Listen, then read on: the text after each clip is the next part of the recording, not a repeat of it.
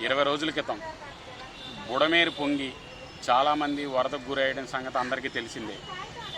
వీళ్ళందరికీ కూడా కూటమి గవర్నమెంట్ అధికారులే కానీ, కూటమి కార్యకర్తలే కానీ ప్రతి ఒక్కరు కూడా వాళ్ళకి అండగా నిలబడి అనేక రకంగా సాయం చేయడం కూడా అందరికీ తెలిసిన విషయమే.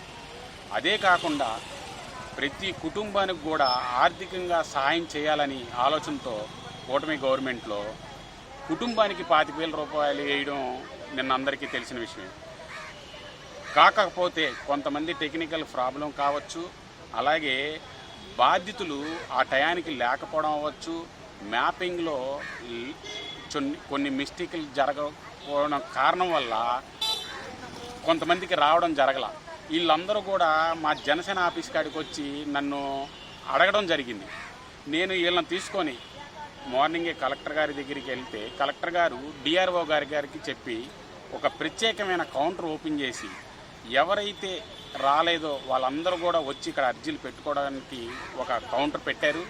కనుక ఎవరి మాటలు నమ్మకుండా మీకు ఏమైతే నష్టం జరిగిందో అది వచ్చి చెప్పుకుంటే ఖచ్చితంగా కలెక్టర్ గారు లాస్ట్ చివరి వరకు కూడా ఎవరైతే ఉన్నారో వాళ్ళందరికీ కూడా వచ్చేలాగా ఏర్పాటు చేశారు.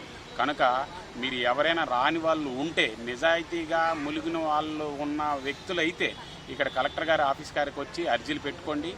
చివరి వరకు కూడా సహాయం చేసే ఆలోచనలో గవర్నమెంట్ ఉంది, అధికారులు కూడా పనిచేస్తున్నారు.